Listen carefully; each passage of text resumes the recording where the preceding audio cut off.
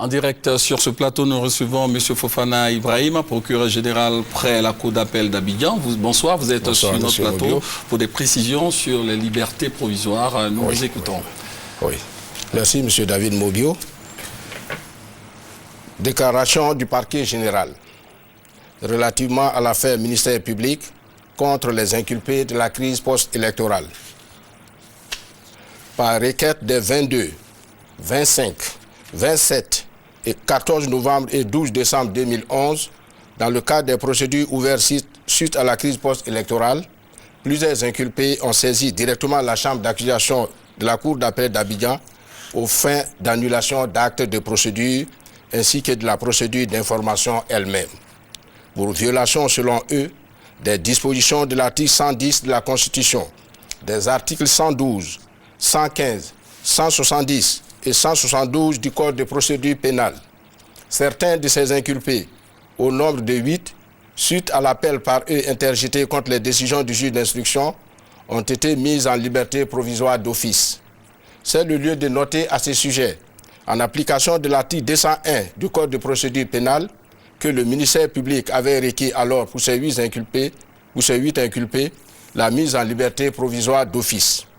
Le ministère public avait en outre réservé les requêtes aux fins d'annulation de procédures et d'actes de procédure aux audiences ultérieures de 21 et 28 décembre 2011.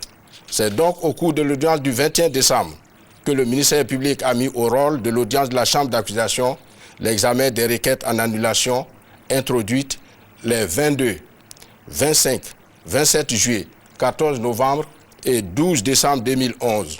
À la suite de cette audience, la chambre d'accusation a déclaré irrécevables les requêtes aux fins d'annulation d'actes de procédure et d'actes d'information, déclaré irrécevable l'appel d'un des inculpés contre les ordonnances dites d'inculpation et de mandat de dépôt. Déclaré également régulière et recevable la saisine de la chambre d'accusation par le même inculpé. L'IA a cependant dit mal fondé. La chambre d'accusation a enfin déclaré un autre inculpé recevable en son appel, mais a estimé que le dit appel sans objet et qu'il n'y a lieu de statuer d'office sur la liberté provisoire. Il résulte donc de tout ce qui précède que les requêtes introduites par les inculpés et contrairement à ce qu'avance la défense des inculpés, n'avaient jamais été examinées par la chambre d'accusation à une audience précédente. La chambre d'accusation n'a jamais décidé que les inculpés n'avaient pas le droit de faire appel des décisions du juge d'instruction. Elle n'en a d'ailleurs pas le droit. Les appels interjetés par certains inculpés ont bien été déclarés recevables et non fondés au cours de cette audience.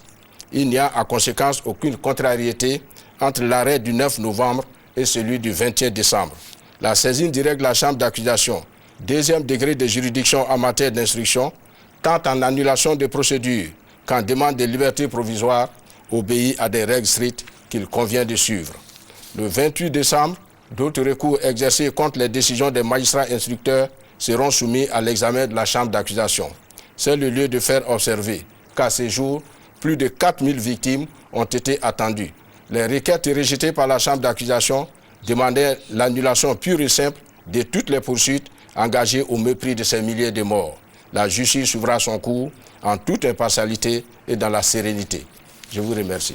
Oh oui. Vous permettez juste une question? Oui, est-ce que les inculpés peuvent introduire une nouvelle demande de mise en liberté provisoire? Tous les inculpés peuvent présenter à ce jour de nouvelles demandes auprès du juge d'instruction.